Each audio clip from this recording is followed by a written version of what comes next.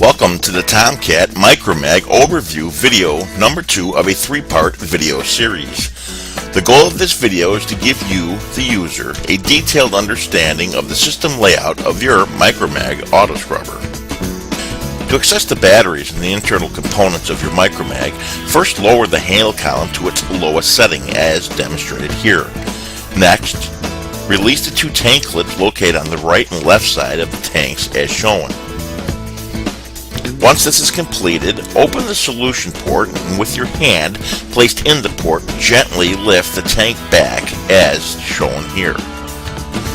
Note this should only be done with the tanks empty. Once your tank is open, it is important to inspect your battery packs to make sure there are no cracks or leaks. Note it is important to use proper safety equipment when working with lead-acid batteries. Remove the battery caps or covers of your battery pack to ensure that there is proper water level in each of the 12 battery cells. It is important that each cell is topped off to 1/8 inch below the vent well using only distilled water. Once this is completed, check all battery terminal connections to ensure that they are properly tightened to the battery terminals as demonstrated here. The water flow of your MicroMag feeds from the rear of the solution tank forward to the scrub deck assembly as shown here. The solution enters through a control solution valve and then into a 400 mesh solution filter assembly as shown. This filter is easily serviceable as demonstrated here and should be cleaned on a weekly basis.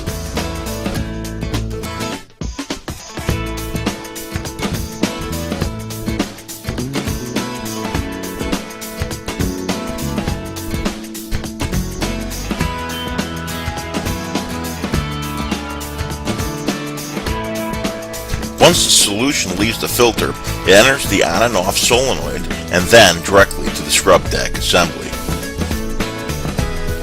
To access your scrub brush or pad driver, gently lean your MicroMag back as shown.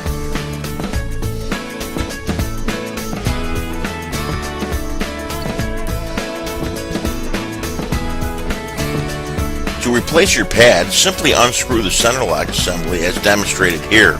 You can also hold the center lock assembly and spin the pad driver assembly itself for a quicker pad release.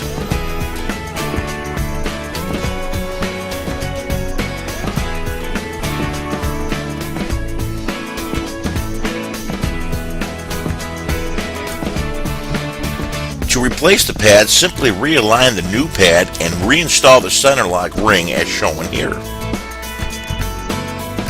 Note, make sure that the pad driver retainer ring is completely installed. The pad will have a concave look when properly installed. To remove your pad driver or brush assembly, spin the pad or brush hub until you find the spring release clips. Once found, pinch the clips to remove the pad driver on the brush assembly as shown here. For a reference point, the release clips are shown here from the top of the brush assembly. The pad driver or brush assembly consists of the spring release clips, the gimbal mount assembly that allows the pad or brush to operate smoothly on the most uneven of floors, and finally the shower feed ring that evenly distributes water through the scrub head assembly. To replace your brush or pad driver assembly, align the gimbal mount to the driver assembly and press up until the spring clips open and secure the brush and pad assembly to the driver mount as demonstrated here.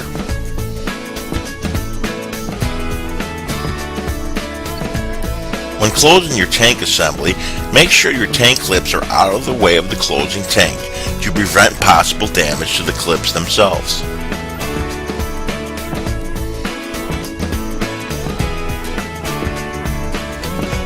The water flow of your MicroMag moves from the scrub deck to the squeegee assembly where the cleaning solution is vacuumed up, recovered by the squeegee and placed in the recovery tank, as demonstrated here.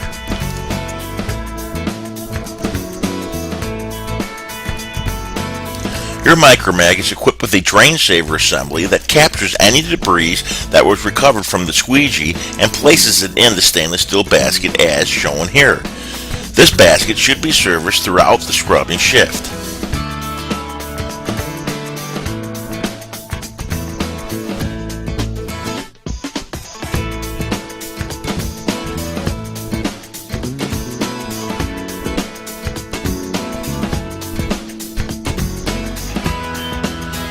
Located on the opposite side of the recovery tank is the float shutoff assembly.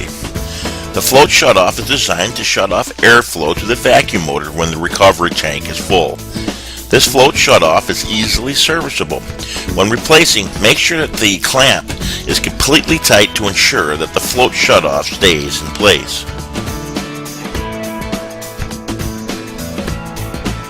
Separating the recovery tank is the tank baffle assembly. This helps eliminate foam from reaching the float shutoff. It also steadies the movement of the recovery water during machine operation. Your MicroMag has a 10-gallon solution capacity, and it can be easily filled from the front service port as demonstrated here. Your MicroMag can also be filled from the rear using a hose or a solution filling station. Located just under this is the solution sight gauge. It allows the operator to know how much solution is left in the sight tube by the demarcation points located on the tube as shown. The tube also acts as an evacuation point whenever solution needs to be changed. Located to the opposite side of the solution sight tube is the black recovery hose. This hose is designed so that the operator can control the amount of water being drained simply by pinching the hose as shown here.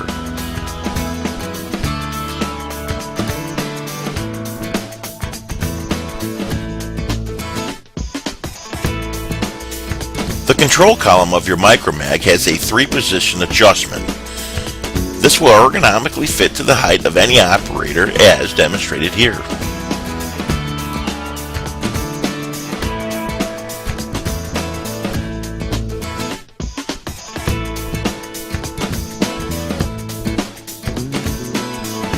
The control panel layout from the operator's left to right is the vacuum switch, the battery level gauge, the brush motor switch, and the on and off solution switch. Just above this is the handle assembly for raising and lowering your squeegee assembly.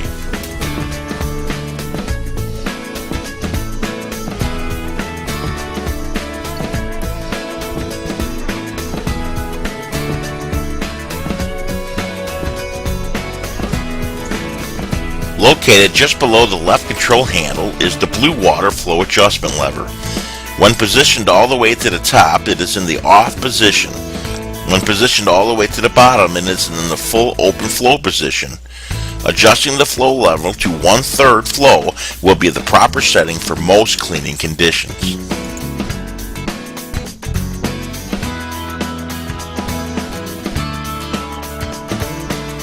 Located on the right lower side of the MicroMag is the scrub head raised lower pedal.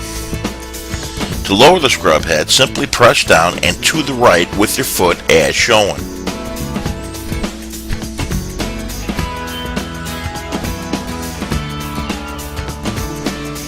To raise the scrub head, just push straight down until the scrub deck is locked in the up position, as demonstrated here.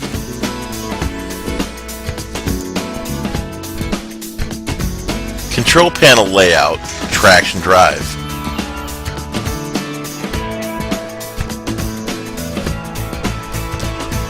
If your MicroMag is equipped with a traction drive, it has the same features as the brush drive MicroMag as shown previously, with the exception of how to operate the traction drive.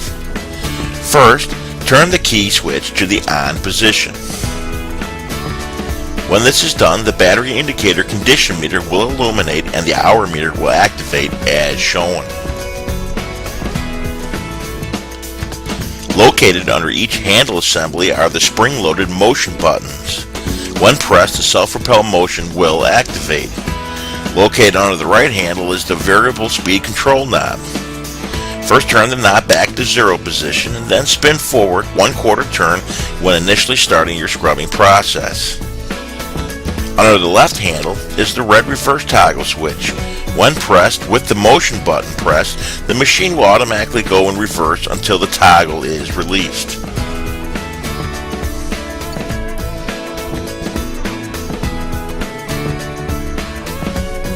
Continue to the Tomcat MicroMag video number 3, the operation video of the 3-part video series.